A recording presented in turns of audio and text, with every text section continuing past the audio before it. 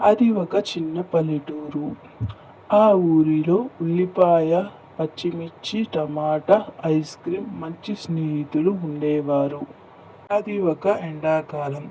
సరదాగా నలుగురు బయటకు ఆడుకుందామని బయలుదేరారు. కొంత దూరం వెళ్ళగానే ఎండవేడికి ఐస్ క్రీం కరిగి చనిపోయింది. కన్నీళ్లతో ముగ్గురు బయలుదేరారు. కొంత దూరం వెళ్ళగానే మిర్చి బండివాడు మిర్చిని పట్టుకొని బజ్జీ వేశాడు. మిర్చి కూడా చనిపోయింది.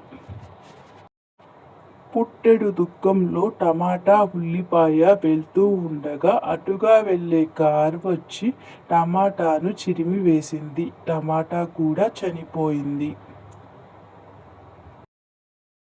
ఉల్లిపాయ ఒంటరిగా ఏడుస్తూ శివుణ్ణి తలుచుకుంటుంది.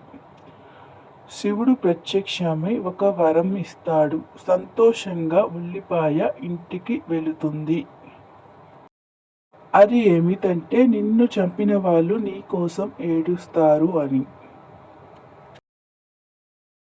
మర్చిపోయి లైక్ చేయండి. మరెన్నో వీడియోస్ కోసం మా ఛానల్ని సబ్స్క్రైబ్ చేయండి ఫ్రెండ్స్.